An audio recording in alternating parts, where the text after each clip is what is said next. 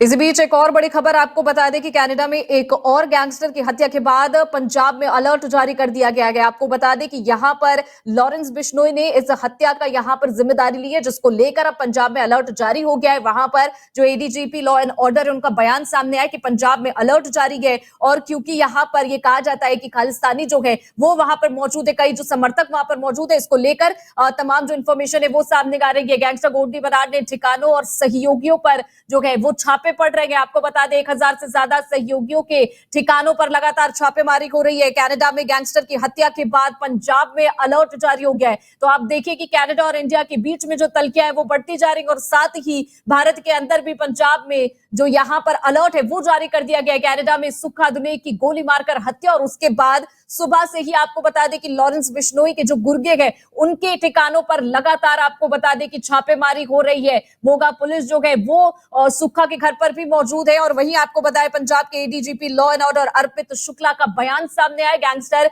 गोल्डी बराड़ के ठिकानों और सहयोगियों पर छापेमारी चल रही है। 1000 से ज्यादा सहयोगी और जो ये पूरा गुर्गा है उनके ठिकानों पर लगातार छापेमारी हो रही है। इस वक्त की सबसे बड़ी खबर आप तक पहुंचा रहे, राज्य में पंजाब पुलिस ने जो निगरानी है उसे बढ़ा दी है, यानी जो पंजाब पुलिस है वो अलर्ट मोड पर नजर आ रही है, ताकि इस तरह की जो घटना है या फिर किसी तरह की अप्रिय जो यहां पर स्थिति है वो पैदा ना हो सके। क्योंकि लगातार गैंगस्टरों की हत्या की खबर सामने आने से फिलहाल देश के माहौल पर किसी तरह का असर ना पड़े, इसको लेकर लगातार जो पंजाब पुलिस है वो यहां पर निगरानी बढ़ाकर रखी हुई है। कनाडा में गैंगस्टर की हत्या के बाद पंजाब में अलर्ट, एक और बड़ी जानकारी लगातार आपको बता दे।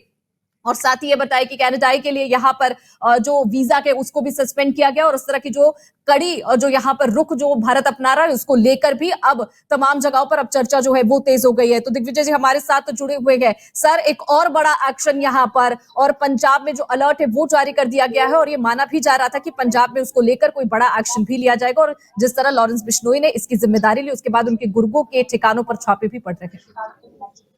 निहारिका, कल याद होगा आपको, रात में एक खबर आई थी कि इन खालिस्तानियों का जो वहां पर एक सो कॉल्ड स्पोक्स पर्सन है पन्नू, उसने धमकी भरे लहजे में वहां कनाडियन हिंदुओं को कहा था कि भाई यहाँ से कनाडा छोड़ के भागो। वो एक खुलेआम चेतावनी थी, और शायद ट्रूडो ने जो किया उसके बाद उसको एक शह मिल गई, वो कहते थे शेर बनने की कोशिश। और उसके तुरंत बाद लॉरेंस बिश्नोई ने उस कार्टेल के एक मेंबर को मार डाला। देखिए वहां पे जो कि जिसके दम पर पन्नू जैसे लोग उछलते हैं। कनाडा में जो मैंने 9 गैंगस्टर्स के नाम लिए जिनको एनआईए ने जिनकी लिस्ट जारी की थी, उनके 2 कार्टल्स हैं।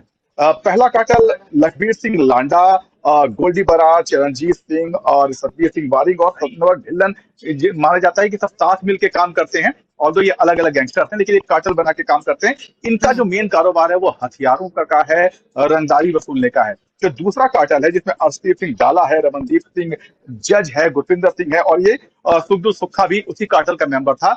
इनका जो कमाई का जो सबसे अहम जरिया है वो है ड्रग्स की डीलिंग, जो कि ये संभव अमेरिका में खपाते हैं और उसको एशिया और पंजाब जैसी जगहों पे भेजते हैं। और यही वजह है जो पवन कुमार राय, जो पंजाब काडर के आईपीएस ऑफिसर जिनको कि वहां के एम्बेसी में भेजा गया था, जिन्हें कनाडा ने निकाला है, उनको भेजने के पीछे मकसद ये था कि वही वो शख्स थे जिन्होंने पंजाब में ड्रग्स के खिलाफ सबसे पहले एक्शन लेने शुरू किए थे। और वो वहां गए ताकि वहां पकड़ जाके उनकी एकदम गर्दन दबोच सकें। और शायद इसलिए पवन कुमार राय जो है वो इन खालिस्तानियों को अखर रहे थे, क्योंकि इन्होंने इनके धंधे के ऊपर लात रख दिया था कि यहाँ से हम तुम्हें भारत में नशीले कारोबारों का नहीं करने देंगे, एक्सपोज करेंगे, नशीले दवाओं का कारोबार नहीं करने देंगे। तो शायद वो भी एक पवन कुमार राय के टारगेट पे आने की वजह थी। अब रात में जब पन्नू ने इस तरह से धमकियां जारी की गैर पंजाबी गैर सिख भारतीयों के लिए कनाडा में, उसका रिएक्शन भारत में होना संभव था, इसकी आशंका थी। और पंजाब पुलिस कल रात से ही बहुत अलर्ट है, आज नहीं कल रात से ही अलर्ट है, और गोल्डी बराड़ समेत तमाम गैंगस्टर्स के करीबियों के यहाँ उनके ठिकानों पर छापेमारी धुआंधार की जा रही है कि कोई क्लू मिले, इनको पकड़ा जाए या इनके सहयोगियों को पकड़ा जाए। और इस बीच सुक्खा का काम तमाम कर देता है गोल्डी बराड़, माफी का लॉरेंस बिश्नोई। तो ये इसके बाद मामला और ज्यादा संवेदनशील हो जाता है। हालांकि पंजाब में कोई बहुत ज्यादा असर पड़ेगा इसकी उम्मीद नहीं है।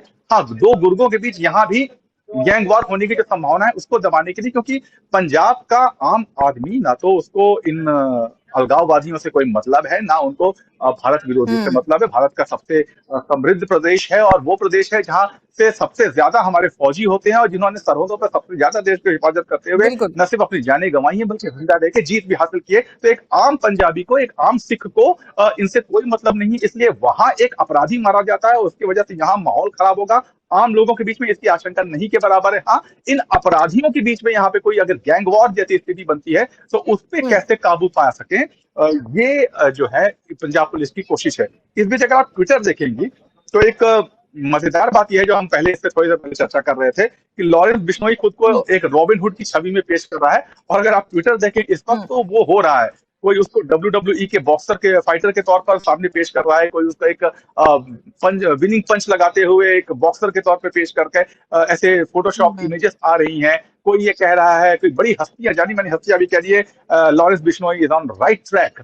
तो कहीं ना कहीं उसने जो एक अपराधी वाली जो एक छवि है उससे बाहर निकलने की कोशिश की है और इसके चलते ये हथकंडे अपना रहा है। पता नहीं उसने किया है या क्रेडिट लेने के लिए उसने आगे अपना नाम बढ़ा दिया, पर एक बात तो तय है कि सुक्खा मारा गया, इसके पहले निज्जर मारा गया था। ये सब एक आपसी हम्म। गैंग वॉर की नतीजा थी।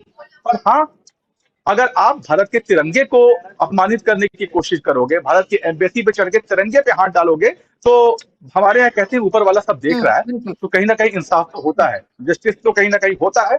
लेकिन हाँ, ऐसी किसी भी आपराधिक घटना में भारत की आधिकारिक भूमिका की अगर बात कोई करता है तो वो बचकानी हरकत है। और अगर कोई किसी देश का हम्म। प्रधानमंत्री कहता है तो फिर तो भगवान ही मालिक है। दिग्विजय जी, सर कल एक खबर भी आई थी कि जो डल्ला गैंग है उस पर एनआईए ने 10 लाख रुपए जो इनाम है वो भी घोषित किया था। यानी एनआईए को इस बात का थोड़ा बहुत यहाँ पर इंफॉर्मेशन भी थी कि जो गतिविधि और हलचल जो है वो तेज हो गई, क्योंकि कनाडा और इंडिया के बीच में जो रिश्ते वो लगातार खराब होते दिख रहे थे। उसी बीच एनआईए ने ये इंफॉर्मेशन दी थी कि 10 लाख जो इनाम है उस पर घोषित किया गया है और उसके बाद ये हत्या की खबर आती है। देखिए, भारत ने बहुत साफ कहा है कि भारत हम्म। के जो अपराधी हैं वो चाहे भारत की जमीन पर कुछ गलत काम करें या किसी विदेश की ऐसी किसी भी विदेश में जो है जाकर भारत के खिलाफ काम करें, हम उनको बख्शेंगे नहीं। जो भी लीगल तरीके होंगे, जो भी वैध तरीके होंगे, जो भी कानूनी रास्ते होंगे, उसके जरिए उन पर एक्शन लिया जाएगा। एक दो बार नहीं, दर्जनों बार कनाडा को आधिकारिक तौर पर न सिर्फ इन गैंगस्टर्स की बल्कि जो सो हम्म। कॉल्ड वहां के सिटीजन्स हैं जो भारत में आतंकवादी गतिविधियों में लिप्त रहे हैं, उनके भी सबूत दिए गए हैं, उनकी हम्म। लिस्ट दी गई है। लेकिन कनाडा सरकार आज से नहीं, बहुत समय से इस पे चाहे वो ट्रूडो साहब हों चाहे उनके पिताजी हों, हमेशा से ऐसे तत्वों को समर्थन देते रहे हैं। और इस बार क्या है कि एक जो हम्म। लक्ष्मण रेखा होती है वो ट्रूडो सरकार ने पार कर ली है। तो अब भारत के पास जवाब देने का रास्ता बचा नहीं था, निहारिका।